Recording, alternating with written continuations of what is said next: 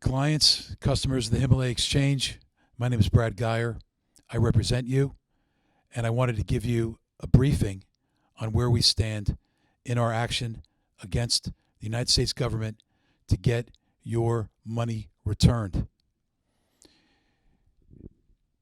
Last Friday, we submitted a reply against the Department of Justice's objections to our motion to return your property. Our detailed response systematically dismantled the Department of Justice's objections and exposed severe flaws in their arguments. In their reply, which was filed only 24 hours after the court quickly ordered the government to respond to our motion by December 19th, the government referred to you as, quote, purported customers, unquote, as if you don't exist, as if you're not genuine Himalaya customers, as if you're not authentic, and that is preposterous.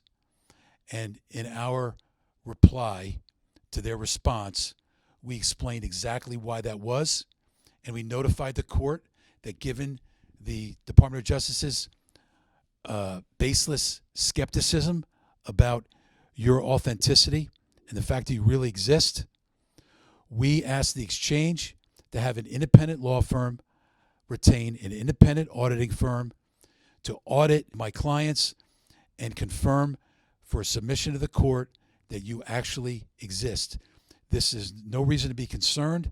There's no personal information about any of you that is being disclosed. The government also questioned whether I had the authority or the standing to march into the district court and make the filing that I did. The judge, as I said, responded to our filing within 24 hours. And the court has yet to rule, but we're very hopeful that the court will see the wisdom of having you effectively represented. So that's where the criminal case stands. And we're in the process of putting together a reply to file as early as tomorrow to address the court and provide the court with important context and an audit report, I hope, that authenticates that you are real customers. I think the court will find it very compelling. Quite frankly, I think my former colleagues on the other side of the table will accept that as proper proof and authentication as well. Now, separately, there's this Chapter 11 reorganization. When all this happened to Miles Go, I understand he made an attempt to reorganize his assets, to get everybody paid off, restructure things. He filed a Chapter 11 bankruptcy reorganization. The trustee who was assigned is named Luke Despens. This is a completely separate, it should have nothing to do with the criminal case. But my concerns, and the reason I want to bring it to your attention, because he's not going down easy, and he just made a filing yesterday, about 5 pages. He raises a lot of red herrings, and I think that his approach, with me at least, raised some red flags, and I think you deserve to know about it. It's going to be a little tricky with him. He seems to be pursuing a strategy that hinges on his ability to get your money into the Miles Guo, his reorganized Chapter 11 estate. Now, we know Miles Guo has nothing to do with the Himalaya Exchange, and we know that the operations and compliance programs that relate to the exchange have nothing to do with the defendants. But that is not going to stop this trustee from trying to roll your money into the overall estate. Why? Because if he has to touch it, he gets to bill for it. And up until now, he has billed over $21 million for managing the bankruptcy reorganization. And right now, he has your money in the crosshairs. And he's going to try to approach the district court and convince the district court as impossible it is for me to conceive that this district court would ever permit this, because it causes a lot of problems for the district court, he's trying to get the district court to agree that it should be kicked back to the bankruptcy court, or that he should be in charge, or he should be in charge of dispersing the assets. And I'm sure that'll be a long time from now, if ever. He's trying to basically get purported victims who aren't you to dip into your money. It's completely inappropriate. We're going to fight it. He tips his hand, and I think shows impure motive in some of his statements to the bankruptcy court, because I've reviewed the transcripts. There's some alarming things that he says, and we've made some of those things, without making it personal, we've made some of those things evident to the district court overseeing the criminal matter.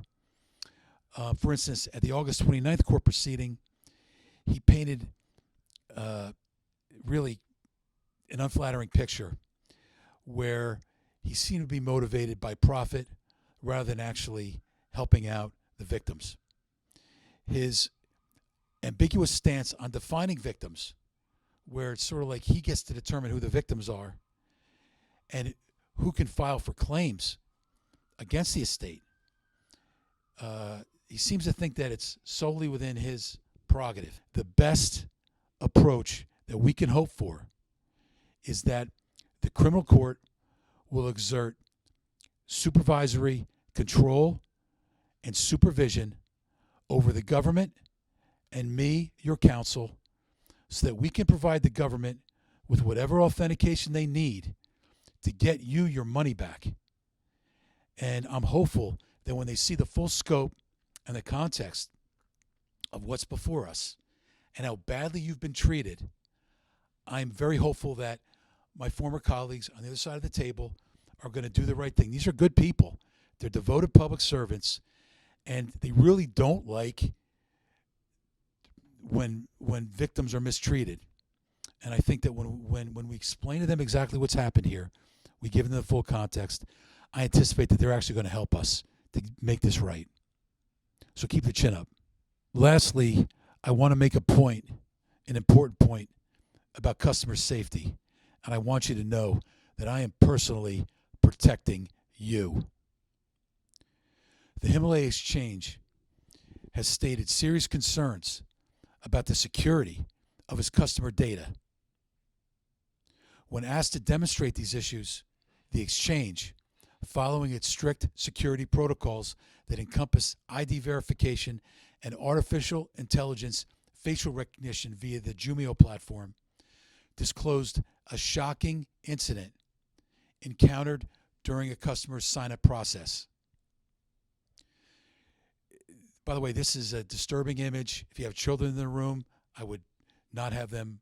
I'd move them out of the room. But what I believe you're going to be seeing is an image that you can see on your screen. And as you can see, if you looked at the bottom of the page, what that male figure is holding, I believe this serves as a stark reminder of the serious threats that you face as Chinese dissidents. To its users, the Himalaya Exchange is more than a financial choice.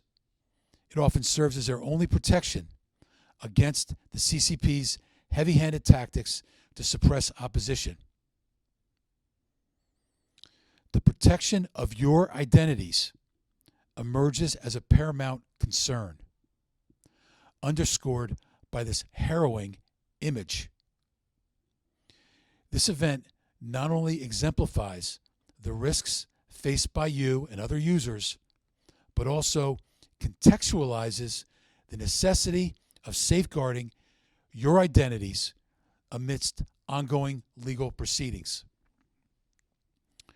The persistent attacks against the Himalaya Exchange from large volumes of false, defamatory social media and the propagation of baseless legal complaints are indicative of a concerted effort, a state-sponsored effort, to take down an entity that stands as a bastion of financial liberty and privacy. These challenges, while formidable, have only reinforced the exchange's resolve to protect its customers and to uphold its values against seemingly insurmountable odds. And a lot of the work that I've done is figuring out how we can get what we need to get done while still preserving your personal information. Given this context, the Department of Justice's actions, if taken with full awareness of the plight of these victims, and I believe this is a consciousness enhancing issue. We need to raise the consciousness, and we need to fully inform the risk assessment capabilities of the Department of Justice so they can do a proper risk analysis and properly recognize that you are at risk.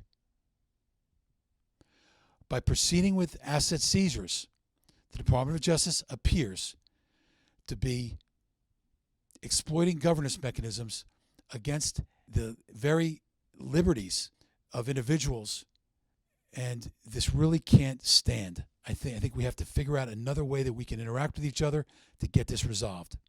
The Department of Justice and the trustee have paraded their actions under the guise of protecting victims.